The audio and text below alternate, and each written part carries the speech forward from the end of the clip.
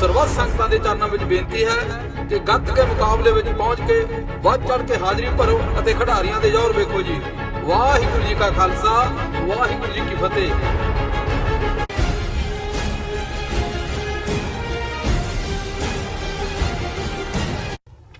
ਦਰਸ਼ਕੋ, break ਤੋਂ ਬਾਅਦ ਤੁਹਾਡਾ ਸਭ ਦਾ ਨਿੱਘਾ ਸਵਾਗਤ ਹੈ।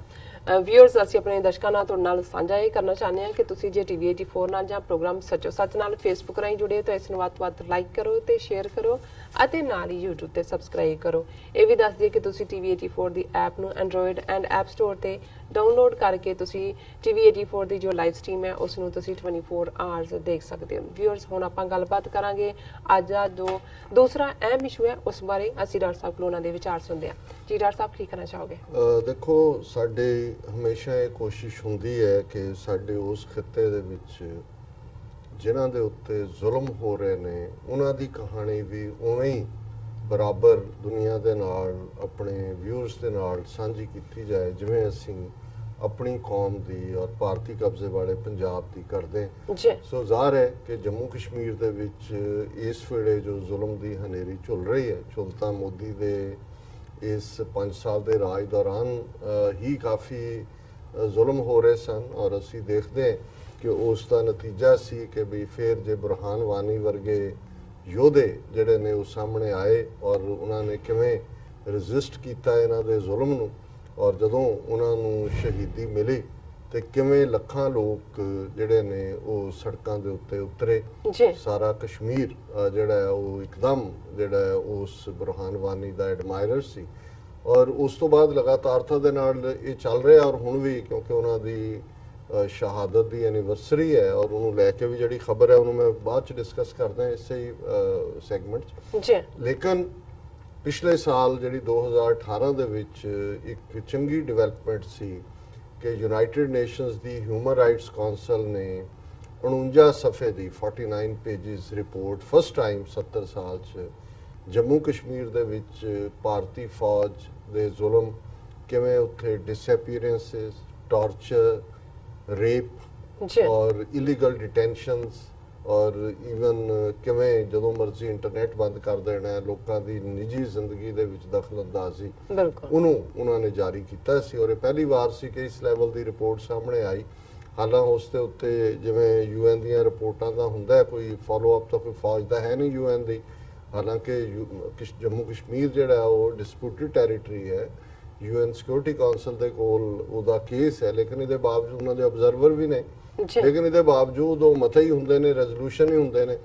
ਲੇਕਿਨ ਇੱਕ ਗੱਲ ਚੰਗੀ ਹੈ ਵੀ ਉਸ ਰਿਪੋਰਟ ਤੋਂ ਬਾਅਦ ਉਹਨਾਂ ਨੇ 2-3 ਦਿਨ ਪਹਿਲਾਂ ਹੀ ਜਿਹੜਾ ਇਸ ਦੀ ਫੋਲੋ ਅਪ ਰਿਪੋਰਟ ਜਿਹਨੂੰ ਅਪਡੇਟ ਕਹਿੰਦੇ ਨੇ ਉਹ ਜਾਰੀ ਕੀਤੀ। ਹਾਲਾਂਕਿ ਜਿਹੜੀ ਪਹਿਲੀ ਰਿਪੋਰਟ ਵੀ ਸੀ ਉਹਦੇ 'ਚ ਪਾਕਿਸਤਾਨ ਵਾਲੇ ਕਸ਼ਮੀਰ ਦਾ ਜ਼ਿਕਰ ਵੀ ਸੀ, ਉਹਨਾਂ ਨੂੰ ਵੀ ਉਹਨਾਂ ਨੇ ਤਾੜਨਾ ਕੀਤੀ ਸੀ ਜਿੱਥੇ ਹੈ ਜੋ ਵੀ ਗਲਤ ਹੁੰਦਾ ਹੈ। ਲੇਕਿਨ ਕਿਉਂਕਿ ਜ਼ਿਆਦਾ ਜ਼ੁਲਮ ਭਾਰਤੀ ਫੌਜ ਵੱਲੋਂ ਹੀ ਨੇ, ਕਸ਼ਮੀਰ ਦੇ ਵਿੱਚ ਜਿਹੜੀ ਹੈ ਉਹਨਾਂ ਦੀ 6 ਲੱਖ ਫੌਜ ਬੈਠੀ ਹੋਈ ਹੈ ਔਰ ਜ਼ਾਹਿਰ ਤੌਰ ਤੇ ਉਹਨਾਂ ਨੂੰ ਹੀ ਉਹਨਾਂ ਨੇ ਕੋਸ਼ਿਸ਼ਾਂ ਸੀ ਔਰ ਇਸ ਵਾਰ ਦੀ ਅਪਡੇਟ 'ਚ ਵੀ ਹਾਲਾਂਕਿ ਪਾਕਿਸਤਾਨ ਦਾ ਜ਼ਿਕਰ ਵੀ ਹੈ, ਪਾਕਿਸਤਾਨ ਦਾ ਰਿਐਕਸ਼ਨ ਤਾਂ ਮੈਂ ਕਿਤੇ ਨਹੀਂ ਦੇਖਿਆ। ਔਰ ਜਿਵੇਂ ਇੰਡੀਅਨ ਫੋਰਨ ਮਿਨਿਸਟਰੀ ਨੇ ਉਹਨਾਂ ਦਾ ਜਿਹੜਾ ਸਪੋਕਸਪਰਸਨ ਹੈ ਰਵੀਸ਼ ਕੁਮਾਰ, ਜਿਵੇਂ ਉਹਨੇ ਚੀਕਾਂ ਮਾਰੀਆਂ, ਜਿਵੇਂ ਨਿਆਣਾ ਕਿਤੇ ਬਾਗੜ ਬਿੱਲਾ ਦੇਖ ਕੇ ਚੀਕਾਂ ਮਾਰਦਾ ਇਵੇਂ ਦੀਆਂ ਚੀਕਾਂ ਬੇਬੀ ਕਰਾਈ, ਕੱਲੀ ਬੇਬੀ ਕਰਾਈ ਨਹੀਂ, ਉਹ ਮੂੰਹ ਖੋਲਿਆ ਹੋਇਆ ਵੀ ਕ੍ਰਾਈਂਗ ਹੋਰਸ। ਔਰ ਇਹ ਪਹਿਲਾਂ ਤਾਂ ਉਹਨਾਂ ਦੀ ਜਿਹੜੀ ਮੈਂ ਅਪਡੇਟਡ ਰਿਪੋਰਟ ਦੀ ਗੱਲ ਕਰ ਲਾਂ, update of the situation of human rights in Indian administered Kashmir ਔਰ ਇਹ ਮਈ 2018 ਤੋਂ ਅਪ੍ਰੈਲ 2019 ਤੱਕ ਦੀ ਉਹਨਾਂ ਦੀ ਅਪਡੇਟ ਹੈ ਔਰ ਇਸ ਨੂੰ UN office of high commissioner for human rights ਨੇ ਪਬਲਿਸ਼ ਕੀਤਾ ਔਰ ਇਹਦੇ 'ਚ ਉਹਨਾਂ ਨੇ ਕਿਹਾ ਕਿ ਵੀ ਇਹ ਜਿਹੜੀ ਇਸ ਬਾਰੇ ਪਹਿਲੀ ਰਿਪੋਰਟ ਸੀ, ਅਸੀਂ ਮਈ 2018 ਤੋਂ ਅਪ੍ਰੈਲ 2019 ਤੱਕ ਦੀ ਅਪਡੇਟ ਦੇ ਰਹੇ ਕਿ says the number of civilian casualties reported over the 12-month period may be the highest in over a decade.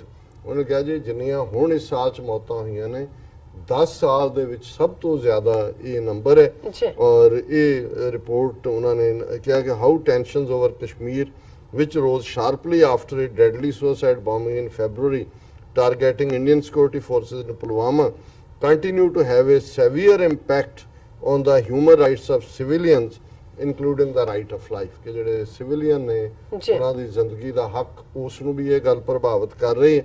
According to data gathered by local civil society, the report says around 160 civilians were killed in 2018, which is believed to be the highest number in over a decade. कि सिर्फ 2018 ਦੇ ਵਿੱਚ 160 civilian ਮਾਰੇ ਗਏ। ਜੀ। Last year also registered the highest number of conflict related casualties since 2008, with 586 people killed, including 267 members of the armed groups। ਕਿ 2267 ਜਿਹੜੇ ਨੇ ਜੁਝਾਰੂ ਉਹਨਾਂ ਦੇ ਮਾਰੇ ਗਏ, 586 ਕੁੱਲ ਨੇ, ਬਾਕੀ ਭਾਰਤੀ ਫੌਜ ਦੇ ਨੇ। ਜੀ। ਔਰ ਉਹਨਾਂ ਨੇ ਇਹ ਕਿਹਾ ਕਿ the report notes that Union Ministry for Home Affairs has published lower casualty figures citing 37 civilians, 236 8 terrorists and 86 security forces। ਉਹਨਾਂ ਨੇ ਕਿਹਾ ਜੀ ਉਹਨਾਂ ਨੇ ਈਵਨ ਇੰਡੀਅਨ ਗਵਰਨਮੈਂਟ ਨੇ ਜਿਹੜਾ ਹੈ ਉਹ ਬੜਾ ਘੱਟ ਨੰਬਰ ਦਿੱਤਾ ਹੈ। ਔਰ ਇਹ ਅਪਡੇਟ ਦੇ ਵਿੱਚ ਹੋਰ ਵੀ ਡਿਟੇਲਸ ਨੇ, ਪਰ ਮੈਂ ਉਹਨਾਂ ਡਿਟੇਲਸ ਜਾਣ ਦੀ ਥਾਂ ਤੇ ਜਿਹੜਾ ਰਵੀਸ਼ ਕੁਮਾਰ ਦਾ ਰਿਐਕਸ਼ਨ ਹੈ, ਪਰ ਉਹਦੇ ਰਿਐਕਸ਼ਨ ਦੀ ਗੱਲ ਕਰਨ ਤੋਂ ਪਹਿਲਾਂ, ਕਿਉਂਕਿ ਮੈਂ ਬੁਰਹਾਨ ਵਾਨੀ ਦਾ ਜ਼ਿਕਰ ਕੀਤਾ ਹੈ ਔਰ ਉਹਦੀ ਐਨੀਵਰਸਰੀ ਹੈ, ਔਰ ਇਹ ਖਬਰ ਇਹਨਾਂ ਦੀ ਆਪਣੀ ਪੀਟੀਆਈ ਦੀ ਹੈ, ਬੁਰਹਾਨ ਐਨੀਵਰਸਰੀ ਕਰਬਸ ਇਨ ਕਸ਼ਮੀਰ ਯਾਤਰਾ ਸਸਪੈਂਡਡ, ਕਿ ਵੀ ਉਹਦੀ ਐਨੀਵਰਸਰੀ ਹੈ, ਕਿਉਂਕਿ ਅਮਰਨਾਥ ਯਾਤਰਾ ਬੜੀ ਫੈਨਫੇਅਰ ਨਾਲ ਦੋ ਦਾੜੀ ਕੱਟੇ ਸਿੱਖ ਜਿਹੜੇ ਨੇ ਖੜੇ ਕਰਕੇ ਫੌਜੀ ਜਰਨਲ ਉਹਨਾਂ ਦੇ ਟਿੱਕੇ ਲਾਏ ਹੋਏ ਨੇ ਔਰ ਉਹ ਝੰਡਾ ਦੇ ਰਹੇ ਨੇ ਜੀ ਬਹੁਤ ਪੀਸਫੁਲੀ ਔਰ ਇਹ ਉਹ। ਲੇਕਿਨ ਜਿਵੇਂ ਅਸੀਂ ਕੈਨੇਡਾ ਦੇ ਹਵਾਲੇ ਨਾਲ ਕਿਹਾ ਵੀ ਜੇ ਕਸ਼ਮੀਰ ਦੇ ਲੋਕ ਇੰਨੇ ਹੀ ਤੁਹਾਡੇ ਰਾਜ ਦੇ ਵਿੱਚ ਖੁਸ਼ ਨੇ ਤੇ ਤੁਸੀਂ ਇੰਨੀ ਫੌਜ ਲਾ ਕੇ ਯਾਤਰਾ ਦੇ ਨਾਂ ਥੱਲੇ ਆਪਣੀ ਮਸਲ ਦਿਖਾਣਾ ਚਾਹੋ, ਤੁਸੀਂ ਸਸਪੈਂਡ ਕਿਉਂ ਕੀਤੀ ਹੈ ਯਾਤਰਾ? ਜੀ। ਉੱਥੇ ਇੰਟਰਨੈਟ ਕਿਉਂ ਬੰਦ ਕੀਤਾ? ਇਹਨਾਂ ਦੀ ਆਪਣੀ ਖਬਰ ਹੈ।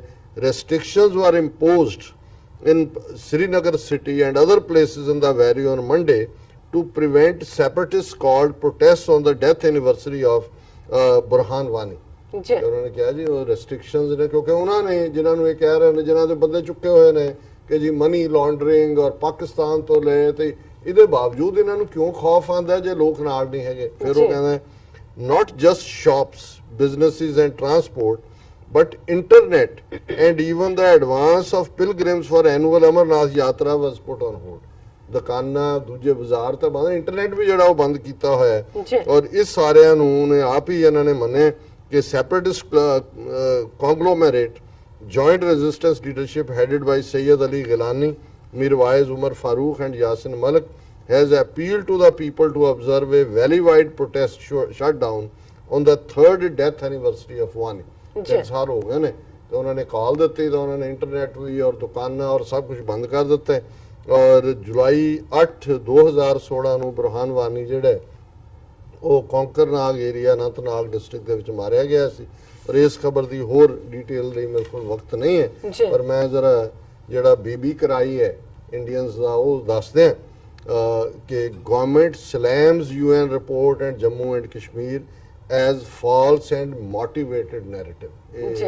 ਜਿਹੜਾ ਇੰਡੀਆ ਡੈਮੋਕ੍ਰੇਸੀ ਨਿਊਟਰਲ ਦੁਨੀਆ 'ਚ ਹਿਊਮਨ ਰਾਈਟ ਸਰਵੇ ਭਵੰਤੂ ਸੁਖਿਨ ਸਰਵੇ ਸੰਤੂ ਨਿਰਾਮਿਆ ਯੋਗਾ ਵੇਚ ਰਹੇ ਨੇ ਪੀਸ, ਅਸੀਂ ਪੀਸ ਕਰ ਰਹੇ ਹਾਂ ਔਰ ਸਾਡਾ ਯੋਗਾ ਸਭ ਨੂੰ ਪੀਸ ਕਰ ਦਿੰਦਾ ਹੈ।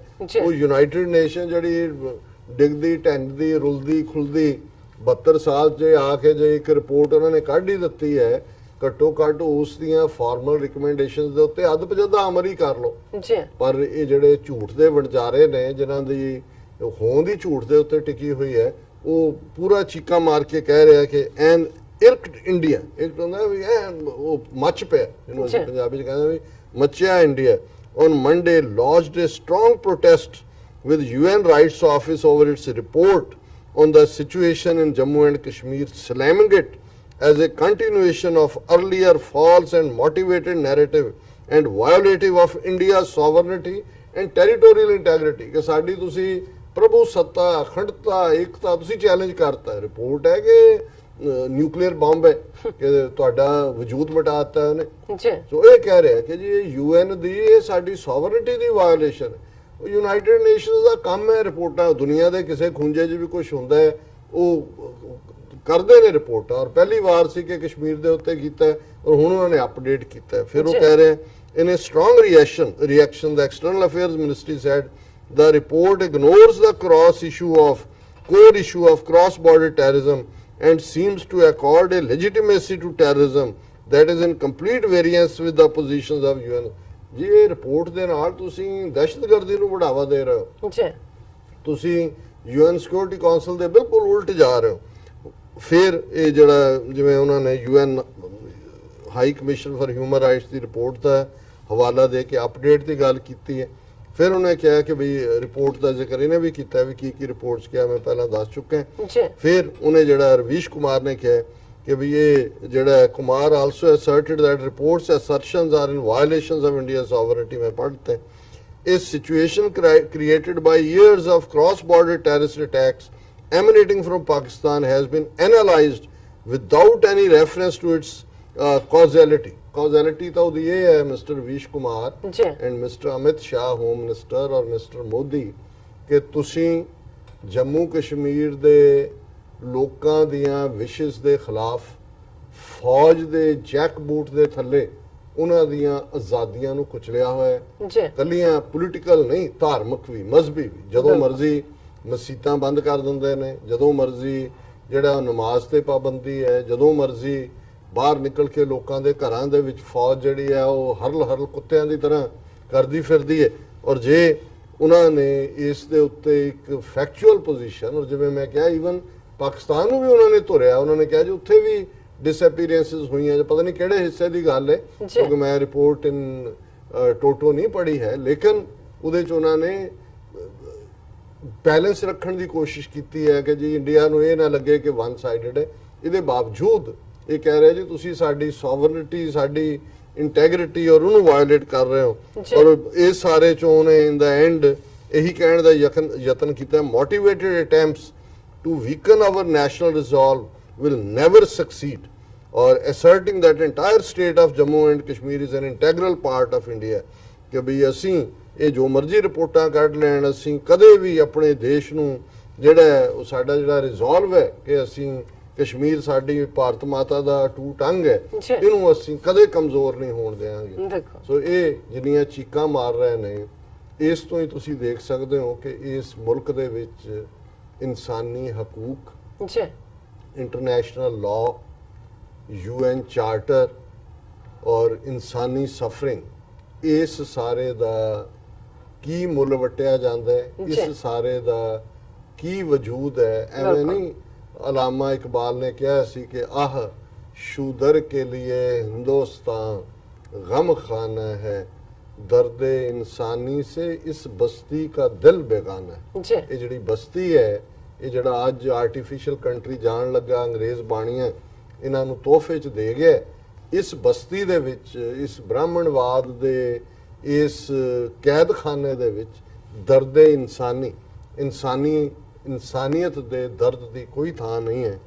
ਅਸੀਂ ਕਸ਼ਮੀਰੀ ਲੋਕਾਂ ਦੇ ਲਈ ਜਿਹੜੇ ਸਫ਼ਰ ਵੀ ਕਰ ਰਹੇ ਨੇ, ਪਰ ਬਹਾਦਰੀ ਦੇ ਨਾਲ ਆਪਣੀ ਆਜ਼ਾਦੀ ਦੇ ਲਈ ਜੂਝ ਕੇ ਸਾਡੇ ਲਈ ਵੀ ਜਿਹੜਾ ਉਹ ਫੁੱਟ ਸਟੈਪਸ ਛੱਡ ਰਹੇ ਨੇ, ਕਿਉਂਕਿ ਕਸ਼ਮੀਰ ਦੀ ਫਿਜ਼ਾ ਦੇ ਵਿੱਚ ਲਫ਼ਜ਼ ਹੈ ਆਜ਼ਾਦੀ ਆਜ਼ਾਦੀ ਆਜ਼ਾਦੀ। ਔਰ ਬੁਰਹਾਨ ਵਾਨੀ ਵਰਗੇ ਜਿਹੜੇ ਯੋਧੇ ਨੇ ਉਹ ਆਈਕੋਨਿਕ ਫਿਗਰ ਨੇ, ਔਰ ਜਿਹੜੇ ਆਈਕੋਨਿਕ ਫਿਗਰ ਬਣ ਜਾਂਦੇ ਨੇ। ਔਰ ਜਿਵੇਂ ਸੰਤ ਪਿੰਡਾਂ ਵਾਲਿਆਂ ਬਾਰੇ ਕਿਸੇ ਨੇ ਕਿਹਾ, ਉਹਨਾਂ ਨੇ ਕਿਹਾ ਕਿ ਵੀ ਸੰਤਾਂ ਦੇ ਹੁੰਦਿਆਂ ਉਹਨਾਂ ਤੋਂ ਤਾਂ ਹਕੂਮਤ ਡਰਦੀ ਸੀ, ਹੁਣ ਉਹਨਾਂ ਦੀ ਤਸਵੀਰ ਤੋਂ ਵੀ ਡਰਦੀ। ਬਿਲਕੁਲ। ਸੋ ਇਹ ਹੁੰਦੇ ਨੇ ਆਈਕਨਸ ਕਿ ਜਿਹੜੇ ਲੋਕਾਂ ਦੇ ਦਿਲਾਂ 'ਚ ਵਸਦੇ ਨੇ। ਸੋ ਬੁਰਹਾਨ ਵਾਨੀ ਜਿਹੜਾ ਉਹਨੇ ਉਹ ਆਪਣੀ ਥਾਂ ਬਣਾਈ ਹੈ ਕਿ ਅੱਜ ਜਦੋਂ ਉਹਦੀ ਤੀਸਰੀ ਯਾਦ ਸਾਲਾਨਾ ਮਨਾਈ ਜਾ ਰਹੀ ਹੈ ਤੇ ਹਕੂਮਤ ਨੂੰ ਲੱਗਦਾ ਹੈ ਵੀ ਜਿਵੇਂ ਲੱਖਾਂ ਲੋਕ ਸੜਕਾਂ ਤੇ ਆਣਗੇ, ਇਹ ਮੈਸੇਜ ਆਏਗਾ ਕਿ ਭਾਈ ਲੋਕ ਕਿਵੇਂ ਆਪਣੇ ਯੋਧੇ ਨੂੰ ਪਿਆਰ ਕਰਦੇ ਨੇ। ਤੇ ਉਹਨਾਂ ਨੇ ਉੱਥੇ ਇੰਟਰਨੈਟ ਤੋਂ ਲੈ ਕੇ ਸਭ ਕੁਝ ਹੀ ਬੰਦ ਕੀਤਾ ਹੋਇਆ।